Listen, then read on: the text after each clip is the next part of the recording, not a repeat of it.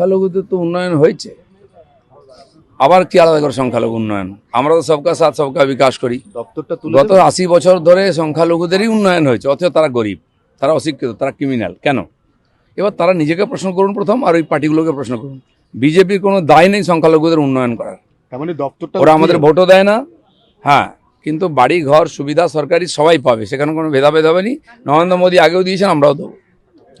সারা পশ্চিমবাংলায় সার্বিক উন্নয়নের দরকার আছে, প্রত্যেকটি দপ্তরই গুরুত্বপূর্ণ আছে, আর এটা পুরোপুরি আমাদের পার্টির নেতৃত্বের হাতে আছে কাকে কি দপ্তর দেওয়া হয়। আমরা পার্টির কর্মী কার্যকর্তা, আমাদেরকে ইলেকশন লড়তে বলা হয়েছে, লড়েছি, জিতেছি। এবার পার্টি যে দায়িত্ব দেবে প্রত্যেককে সেটা পালন করে এই মিশনকে সাকসেস করবে। চালু হবে, অনেক কিছু বন্ধ হবে, সরকার হওয়ার পরে ডিসিশন হবে।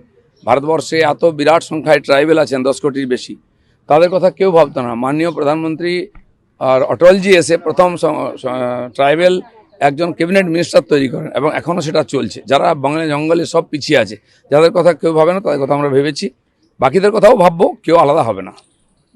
পুরনো সরকারের পুরনো কালচার চলছে, পুলিশের এখনও পুরো ঘুম ভাঙেনি, চুড়ি এখনও খুলে ফেলতে পারেনি পুলিশ, সেগুলো খুলতে হবে, তো তারপরে বোঝা যাবে। আসল সরকার শপথ নিলে তখন এর পরিবর্তন হবে।